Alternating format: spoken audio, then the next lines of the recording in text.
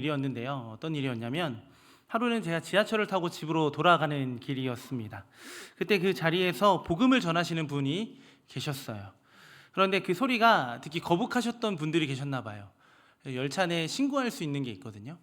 신고를 하셨나 봐요. 열차 내에서 방송이 나오더라고요. 이런 방송이었습니다. 열차 내에서는 물건을 파는 행위와 종교 행위는 금지되어 있습니다. 라는 방송의 멘트가 이제 나오기 시작했어요. 제가 이제 과거 미화일 수도 있는데 뭔가 드라마처럼 제 머릿속에 한 장면으로 남아 있는데, 그 순간 열차가 역에 멈추고 문이 열리는 순간 기다렸다는 듯이 영무원분들이 기다리고 계셨고, 그 영무원분들이 그 복음을 전하시던 분을 이렇게 끌고 나가시는 걸 제가 봤어요. 물론 불편함을 끼쳤을 수도 있는데 왜 저렇게까지 해야 될까라는 생각은 물론 제 마음속에 있었는데, 그 상황보다 제게 마음을 울렸던 건 그분의 모습이었어요. 복음을 전하시던 분이 찬양을 하시는 거예요. 갑자기 주님께 더 가까이 가기를 원합니다라는, 주께 더 나가기 원합니다라는 그 찬송가 338장의 후렴을 부르시는데, 저에게 많은 질문을 가져다 주었습니다. 무엇이 저희를 통해 복음을 전하게 하셨고, 무엇이 그의 입을 통해서 주님께로 더 가까이 나아가기를 소망합니다라는 고백이 나왔을까라는 고민을 해보게 되었어요. 그게 바로 하나님 나라의 백성의 삶의 모습이 아닐까라는 생각을 해봤습니다.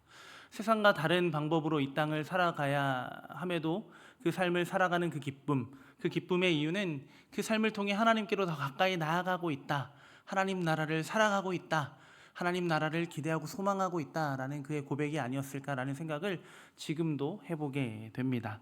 그래서 오늘 말씀을 통해서 하나님 나라를 살아가는 삶의 모습이 어떠해야 하는지, 우리가 무엇으로 하나님 나라를 제대로 바라보아야 하는지에 대해서 함께 생각해보고 은혜를 나눴으면 좋겠습니다. 오늘 말씀은요, 오늘 말씀의 이전에 어떤 장면이 나오냐면, 영생을 구하던 부자 관원이 등장한 후에 일어난 일입니다. 그 부자 관원이 예수님께 무엇을 묻죠? 영생의 길을 물었습니다. 그 영생의 길을 물었을 때 예수님께서 그 영생의 길을 알려주셨어요. 그런데 영생의 길을 알려주셨는데 그 부자 관원이 어떻게 반응을 하죠? 근심하며 돌아갔습니다. 근심했어요. 이것을 내가 할 수 있을까에 대한 그런 고민이었겠죠. 아니면 내가 굳이 이것까지 해야 돼 라는 그런 근심이 그에게 있었고, 그는 근심하며 그 자리를 떠나게 됩니다. 그런데 그 자리에 누가 함께 하고 있었을까요? 누가복음이니까 누가가 아니겠죠? 죄송합니다. 네, 오늘도 끝나고 청년들하고 리더 모임이 있는데 혼나겠어요. 네. 누가 그 자리에 함께 하고 있었을까요? 제자들이 함께 하고 있었을 것입니다. 제자들도 그 얘기를 듣고 근심하지 않았을까라는 생각을 좀 해보게 됐어요. 왜냐하면 지금 예수님께서 어디를 향하고 계셨냐면 예루살렘으로 향하고 계셨거든요.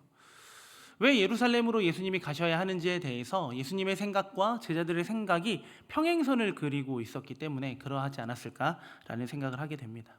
영생을 얻는 길이 무언가를 포기하고 무언가를 놓아버려야 되는 길이라면 제자들도 그 길을 택하는 것이 쉽지만은 않았을 것이다 라는 것이죠. 그런데 여전히 예수님은 어디로 향해 발걸음을 옮기시나요? 제자들의 어떠한 생각들, 사람들의 어떤 반응들, 이것이 중요한 것이 아니라 예수님께서는 계속해서 예루살렘으로 향해 올라가십니다. 18장 31절 말씀 함께 보겠습니다. 예수께서 12 제자를 데리시고 이르시되, 보라, 우리가 예루살렘으로 올라가노니 선지자들을 통하여 기록된 모든 것이 인자에게 응하리라. 예수님께서 예루살렘으로 올라가시는 이유가 무엇인가요? 기록된 모든 것이 그 예수님을 통해 응하기를, 이루어지기를 소망하시는 마음으로 이루시기 위하여 지금 예루살렘으로 향하고 계십니다. 그런데 이 말씀을 예수님은 다시 말씀하시는 거고 반복해서 말씀하셨어요. 왜 반복해서 제자들에게 말씀하셨을까요? 지금 그들은 예수님을 보고 있습니다. 그리고 예수님이 행하셨던 일들을 함께 행하고 있었습니다. 그런데 예수님께서 보고 계시는 그 나라를 기대하는 것이 아니라 여전히 그들이 보고 싶은 나라, 여전히 그들이 기대하는 나라를 소망함으로 예수님을 따라가고 있었기 때문에 예수님은 그 길이 아님을 다시 한번 제자들에게 알려주고 계셨다라는 겁니다. 예수님은 하나님의 선지자들을 통해 예고하신 모든 것을 자신을 통해 성취될 것임을 더 구체적으로 말씀하십니다. 여기서 말하는 모든 것은 예수님의 생애를 통해 성취될 하나님의 목적과 관련된 모든 사건을 가리키는 거겠죠. 예수님은 고난과 십자가를 통해 하나님의 목적이 성취되는데 이어지는 말씀 32절과 34절의 말씀에서 이렇게 말씀하고 있습니다. 우리 한 목소리로 함께 보도록 하겠습니다. 시작. 인자가 이방인들에게 넘겨져 희롱을 당하고 능욕을 당하고 침뱉음을 당하겠으며 그들은 채찍질하고 그를 죽일 것이나 그는 3일 만에 살아나리라 하시되 제자들이 이것을 하나도 깨닫지 못하였으니 그 말씀이 감추었으므로 그들이 그 이르신 바를 알지 못하였더라. 예수님께서는 고난당하시고 3일 만에 부활하실 것을 말씀하십니다. 그런데 제자들의 반응이 어떠한가요? 여전히 깨닫지 못하고 있었고 알지 못하고 있었다라고 말합니다. 예수님께서는 유대 지도자들의 손에 넘겨져서 이방인들에게 넘겨질 것이고 그 이방인들이 그의 죽음을 집행할 것이다 라고 말합니다. 예수님은 이제 가장 비참한 자가 될 것임을 제자들과 많은 무리에게 이야기하고 계시는 거죠. 그럼에도 예수님이 왜 그래야 하는지 제자들은 알고 싶지 않았습니다. 그런데 여전히 제자들은 예수님의 말씀을 왜 이해하지 못했을까요? 제자들은 예수님이 이루실 그 하나님의 목적이 무엇인지 어떻게 성취하실 것인지에 대한 관심 자체가 없었기 때문에 그러하다는 거죠. 예루살렘으로 향하는 예수님과 제자들의 목표가 서로 달랐기 때문에 그러하다는 거죠. 유대인의 세계관에서는 메시아가 고난을 당하고 죽음을 통해 하나님 나라를 성취한다라는 그들의 관점은 없어요. 다른 승리를 기대하고 있었던 거죠. 그런 세계관 속에서 살았던 제자들 역시 예수님을 메시아 그리스도로 고백하고 있었으나 그의 죽음과 부활을 그 있는 그대로 받아들이기가 어려웠다라는 겁니다. 왜냐하면 예수님의 말씀을 예수님의 말씀으로 해석하고 이해함에도 불구하고 그들의 세계관으로 예수님의 말씀을 해석하고 있었기 때문입니다. 그렇게 제자들은 예수님의 말씀을 이해하려는 의지가 없었던 거예요. 결국에는 주님의 십자가와 부활을 바라보면서 예수님께서 하시는 말씀이 진리임을 깨닫게 될 것이지만 지금은 이해하지도 못했고 이해하려고도 하지 않았다라는 겁니다. 누가복음 18장에는 예수님의 죽음과 부활로 이어지는 하나님 나라가 누구에게 주어지는지 두 가지 비유와 두 가지 사건을 통해 말씀하고 있는데 그 두 가지 비유 중에 하나는 간청하는 과부의 비유와 세리의 기도의 비유를 통해 간절한 마음으로 겸손히 기다리는 이에게 하나님 나라가 주어짐을 말씀하고 있고요. 이어서 어린아이와 오늘 말씀에 등장하는 이 맹인처럼 전적으로 의지하고 신뢰하는 이에게 주어짐을 말씀하고 있습니다. 예수님께서 이 땅에 오실 수밖에 없었던 이유가 바로 여기에 있는 것이죠. 간절히 겸손히 기다리는 이들, 그리고 전적인 신뢰와 의지를 가지고 주님을 기다리고 있었던 그들을 위하여 예수님은 이 땅에 오셨다라는 겁니다. 죄로 인해 스스로 무력해져서 가난한 자가 되어버린 그들을 위해 예수님은 자신을 비워 그들과 같이 되셨어요. 우리와 같이 되셨어요. 가난한 자가 되셨다라는 겁니다. 가난한 자가 되신 예수님을 향해 오늘 말씀에 가난한 자인 그 맹인이 외치고 있었습니다. 그 맹인은 그 나라를 이루기 위해 오신 예수님을 향해 외치고 있습니다. 오늘 말씀의 배경은 이제 여리고로 향하게 되죠. 여리고로 이어집니다. 여리고는요, 예루살렘과의 거리가 20에서 30km 정도 떨어진 곳이었습니다. 그래서 당시에 예루살렘으로 여행을 하는 사람들은 여리고에 잠시 머물러 쉬는 곳이기도 했어요. 이 말은 이제 예수님의 고난과 죽음이 얼마 남지 않았다라는 것을 의미하는 거겠죠. 그런데 예수님은 개의치 않으셨어요. 내가 그 예루살렘에 들어가 죽게 되고 고난당하게 될 것에 대해 예수님은 전혀 개의치 아니하셨다라는 겁니다. 왜요? 그 말씀이 예수님을 통해 응해져야만 하기 때문에 그렇습니다. 예수님만이 그 말씀을 성취하고 이루실 수 있기 때문에 예수님은 그곳으로 가는 것을 주저하지 않으셨다라는 겁니다. 아무도 이해하지 않는 그 걸음을 예수님께서 걸어가셨어요. 그런데 뭔가 그 걸음의 이유를 아는 이를 만난 것만 같습니다. 오늘 말씀 35절 37절 말씀 함께 보도록 하겠습니다. 시작. 여리고에 가까이 가셨을 때에 한 맹인이 길가에 앉아 구걸하다가 우리가 지나감을 듣고 이 무슨 일이냐 물은데 그들이 나사렛 예수께서 지나가신다 하시니. 예수님께서 걸음을 옮기시는 그 자리에 누가 있었다라고 말하나요? 맹인 한 명이 길가에 앉아 있었다라고 말합니다. 그는 지금 무엇을 하고 있었나요? 구걸을 하고 있었습니다. 이것은 무엇을 의미하나요? 지금 자신의 힘으로는 살아갈 수 없어서 다른 이의 자비에 기대어 살고 있었다라는 것을 의미하는 거겠죠. 그런 그에게 주변에 웅성웅성하는 소리가 들렸을 겁니다. 그를 볼 수 없었기 때문에 어떠한 상황인지 알 수 없어 주변의 사람을 붙들고 물었겠죠. 그의 반응, 그러니까 37절에는 매우 친절한 것처럼 느껴지죠.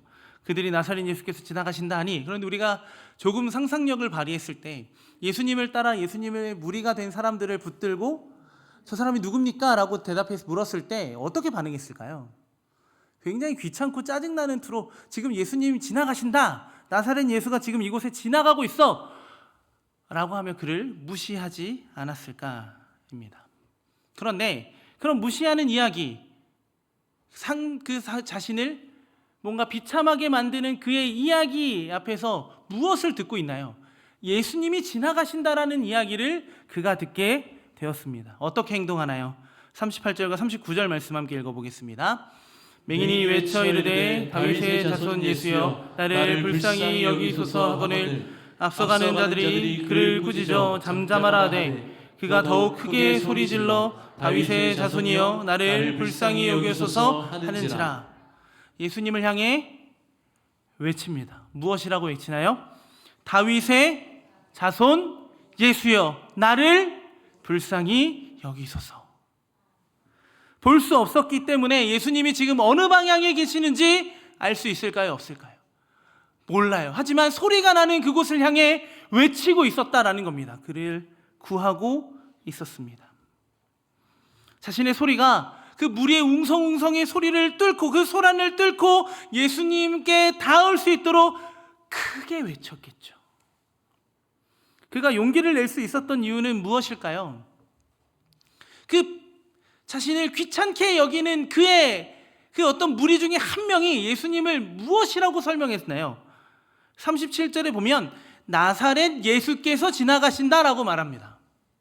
그가 용기를 낼 수 있었던 근거가 예수님이 어디 출신, 나사렛 출신이라는 것을 들었기 때문에 그러하지 않았을까라고 생각이 들어요. 왜냐하면 예수님께서 나사렛 회당에서 자신의 사역을 시작하며 알리는 말씀이 바로 이러했기 때문에 그렇습니다. 누가복음 4장 18절 말씀 우리 함께 읽어보도록 하겠습니다. 주의 성령이 내게 임하셨으니 이는 가난한 자에게 복음을 전하게 하시려고 내게 기름을 부으시고 나를 보내사 포로된 자에게 자유를, 눈먼 자에게 다시 보게 함을 전파하며 눌린 자를 자유롭게 하고. 아멘. 예수님이 나사렛 회당에서 무엇을 선언하셨나요? 그 희년의 복음이 누구에게요? 눈먼 자에게 다시 보게 함을 예수님이 선언하셨다라는 겁니다. 가난한 거지, 그리고 볼 수 없는 맹인, 가장 비참한 상태인 그에게 가난한 자가 되시어 그들을 구원하기 위하여 선언하신 선언이 나사렛, 아무도 주목하지 않았던 그 땅에서 이미 선언됐고 선포되었다라는 겁니다. 그는 그 나사렛 예수가 무엇을 위해 이 땅에 오셨는지를 알고 있는 거예요. 그렇게 눌리고 핍박받고 고난받고 있는 그들에게 참된 자유와 회복을 허락하실, 그 참된 해방을 허락하실 그리스도 메시아라는 것을 믿고 있었기 때문에 고백하고 있었다라는 겁니다. 그는 예수님을 무엇이라고 부르나요? 그런데 들은 대로 고백하지 않아요. 나사렛 예수여 라고 고백하지 않습니다. 무엇이라고 부르죠? 다윗의 자손 예수여 라고 고백합니다. 왜 다윗의 자손이라고 부르고 있을까요? 비록 그는 보이지 않았지만 예수님께서 나사렛에서 선언하신 그 말씀이 진정한 메시아의 삶이라는 것을 꿰뚫고 있었기 때문에 그래요. 그 메시아는 누구의 자손으로 오신다고 말씀하셨나요? 다윗의 자손으로 오신다라는 것을 그가 꿰뚫어 보고 있었기 때문에 그는 고백할 수 있었던 겁니다. 무엇이라고요? 다윗의 자손 예수여 라고 하며 자신을 불쌍히 여겨달라고 말을 합니다. 그렇게 그는 자신을 불쌍히 여기며 도와달라고 얘기하며 그저 몇 푼, 오늘 내가 살아갈 그 몇 푼 동전을 구하는 것이 아니라 몇 푼을 구하고 있었던 것이 아니라 메시아의 자비를 구하고 있었다라는 겁니다. 다윗의 자손은 무자비한 폭력이 아니라 긍휼을 베푸시는 왕이심을 그는 이해하고 있었다라는 거예요. 모두가 자신을 비참한 자로 여길 때 예수님만큼은 그를 비참한 자로 여기지 않으실 거다라는 그 믿음, 그 간절한 소망이 그를 용기 내게 했다라는 겁니다. 맹인이 눈을 뜨고 다시 볼 수 있는 나라, 그 가난한 자에게 복음이 선포되어지는 나라, 그게 바로 하나님 나라라는 것을 그는 보고 있었다라는 겁니다. 아무것도 볼 수 없었던 그는 예수님을 통해 예수님께서 이루시는 하나님 나라를 보고 있었다라는 거예요. 여전히 예수님을 통해 보고 있다고 착각하고 있었던 이들은 그를 조용히 하도록 꾸짖죠. 왜일까요? 그들이 보고 있다고 생각하는 그 나라의 건설을 누가 맡고 있어요?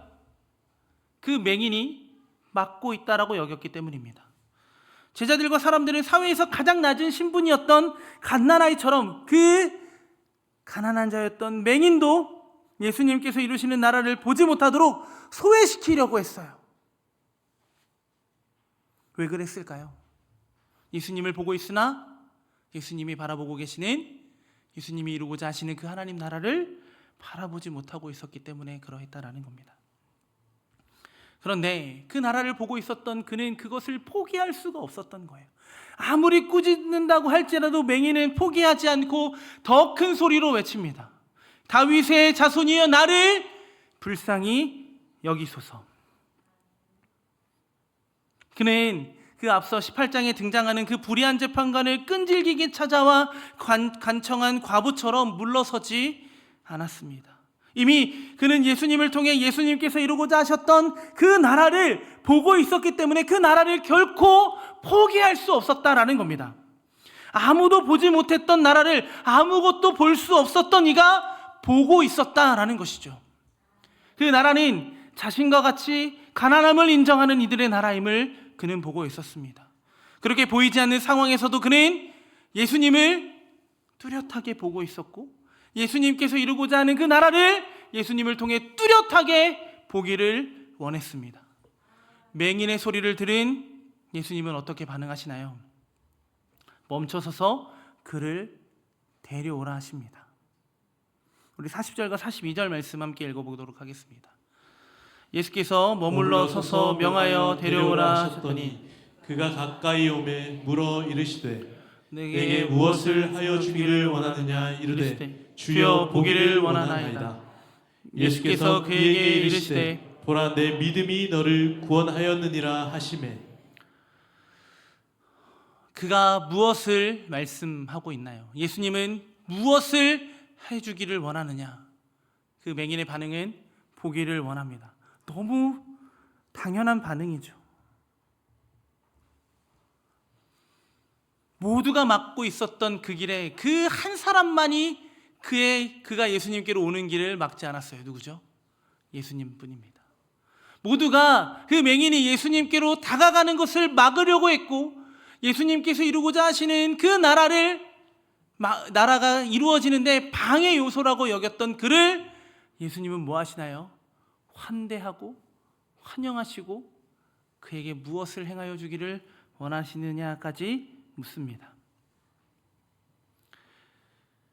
두 눈을 뜨고 있지만 보지 못했던 제자들과 달리 예수님을 통해 보고 있던 그를 예수님은 알아보셨다라는 거예요. 그래서 예수님은 그가 원하는 것을 묻습니다. 맹인은 하루하루 살아가는 것이 너무 힘들었겠죠.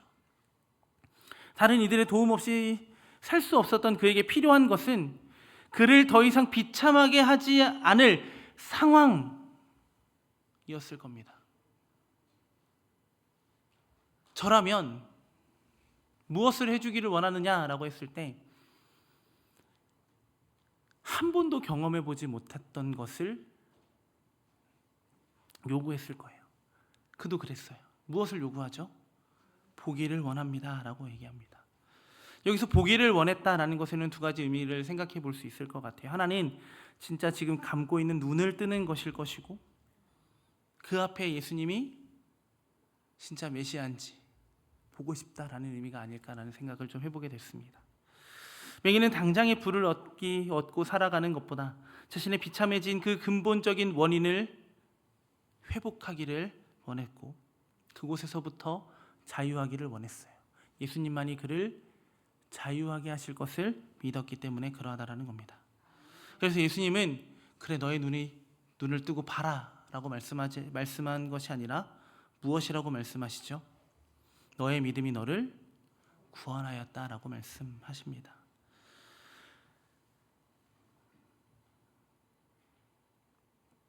다시 말해 보고 있다고 생각한 이들이 보지 못했던 하나님 나라를 보고 있음을, 너가 지금 그 나라를 보고 있는 것이 맞아 라는 것을 다시 한번 확인시켜 주시는 것이죠.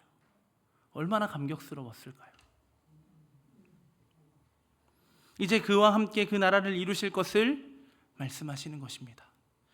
우리도 보고 있다라고 말하기 전에 우리가 진정으로 보고 있는 것이 무엇인지 다시 한번 돌아보았으면 좋겠어요.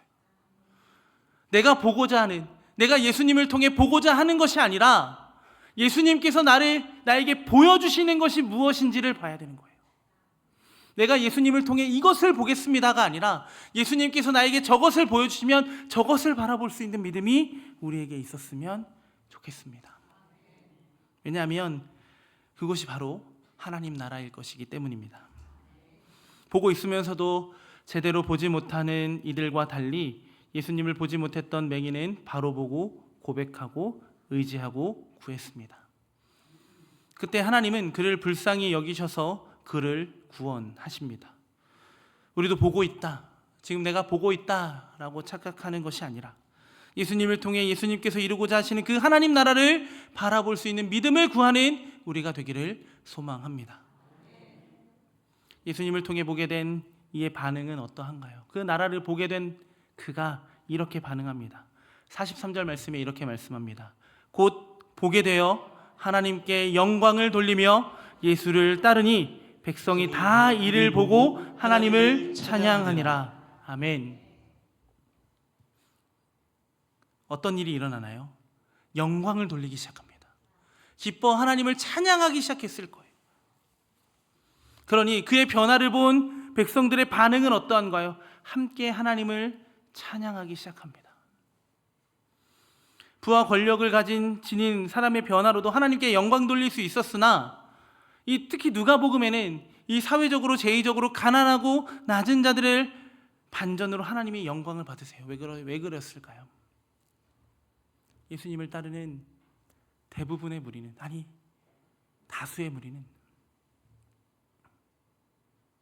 자신의 가난함을 두고 하나님 앞에 나온 이들이었기 때문에 그러하다라는 겁니다. 그가 구원받은 것이 나와 상관없는 일이잖아요. 그가 눈을 뜬 일이 그 주변에 있는 사람들하고는 아무 관계없는 일이었다라는 거예요. 그런데 어떻게 반응하나요? 함께 찬양하기 시작합니다. 이게 바로 하나님 나라예요. 하나님의 영광을 바라보고 그 영광을 찬양하는 이의 변화를 통해 이루어지는 그 나라가 바로 하나님 나라인 줄 믿습니다. 그의 변화를 통해 어떤 일이 일어나나요? 사람들이 하나님을 찬양하는 일이 일어나기 시작했다라는 겁니다. 그러니 예수님이 지금 가고 있는 그 길은 실패의 길이 아님을 우리는 볼 수 있습니다. 예수님이 가난한 자가 되고 가장 비참한 자가 될 수밖에 없었던 이유는 우리가 가장 비참한 자였기 때문인 줄 믿습니다. 그 가장 비참한 자에게 참된 자유를 회복하고 그 해방을 허락하시기 위한 유일한 길은 그의 죽음이고 그의 부활임을 예수님은 알고 계셨기 때문에 그 발걸음을 향합니다. 그 발걸음을 향하던 길에 그 길을 알고 있는 그를 통해 다시 한번 보여주고 있었다라는 거예요.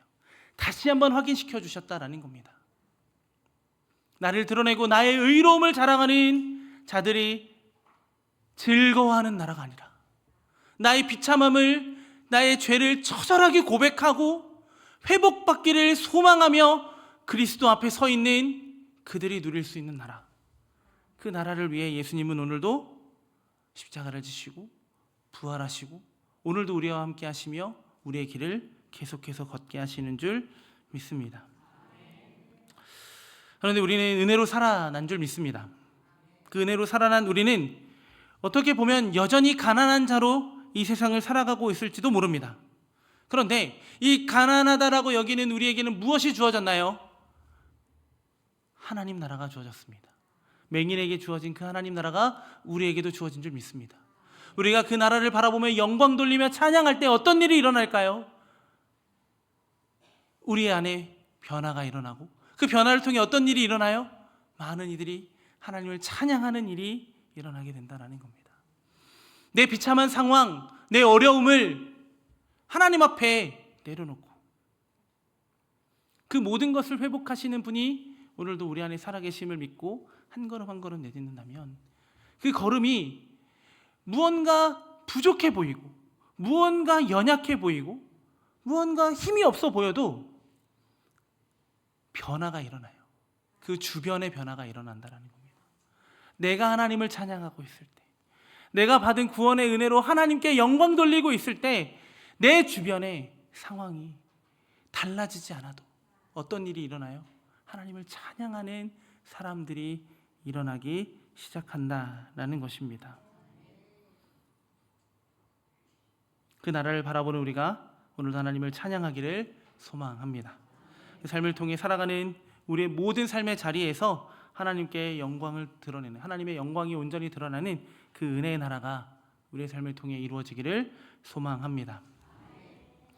분명히 세상과는 다른 방법이겠지만 그것이 가장 영광스러운 일임을 알기에 오늘도 간절히 우리는 전적으로 하나님을 신뢰하며 그가 계시는 그 자리로 나아가 외치고 그가 이루시는 나라를 누리며 살아가는 우리가 되었으면 좋겠습니다. 우리가 보고 있다. 우리가 무엇을 보고 있나요? 스스로 질문하고 고민해 볼 필요가 있다는 거예요. 내가 진짜 보고자 하는 그것이 내가 원하는 나라가 아닌지 다시 한번 돌아봤으면 좋겠습니다. 맹인처럼 그가 보고자 했던 나라가 정말 우리가 보고자 하는 그 하나님 나라가 되기를 소망합니다. 내 삶을 통해 하나님 나라가 더 넓어지고 더 깊어질 것을 기대하며 오늘 우리에게 주어진 하루하루를 하나님 나라로 살아가는 저와 여러분들이 되시기를 소망합니다. 이제 말씀을 맺겠습니다. 보고 있다고 계속해서 계속 보고 있고 계속 함께한 제자들은 예수님이 이루는 나라를 보지 못했습니다. 그렇기에 그 나라를 구하지 않았습니다. 그리고 영광 돌리지도 못했습니다. 그런데 아무것도 보지 못한 이는 예수님께서 이루시는 나라를 보았고 그 나라를 구했고 그 나라를 얻고 영광을 돌렸습니다. 보고 있다고 다 아는 것은 아닙니다. 다 누리고 있는 것도 아닙니다. 우리에게 주어진 믿음은 오늘도 그 나라를 위하여 우리에게 허락하시기 위해 가난한 자가 되신 예수님을 보게 합니다. 그리고 그의 삶을 따라 가난한 자의 삶을 살아가게 하시는 줄 믿습니다. 그리고 우리와 같은 가난한 자에게 나아가게 하십니다. 그 나라를 살아가는 우리를 통해 그 나라의 기쁨과 소망이 드러나게 될 줄 믿습니다.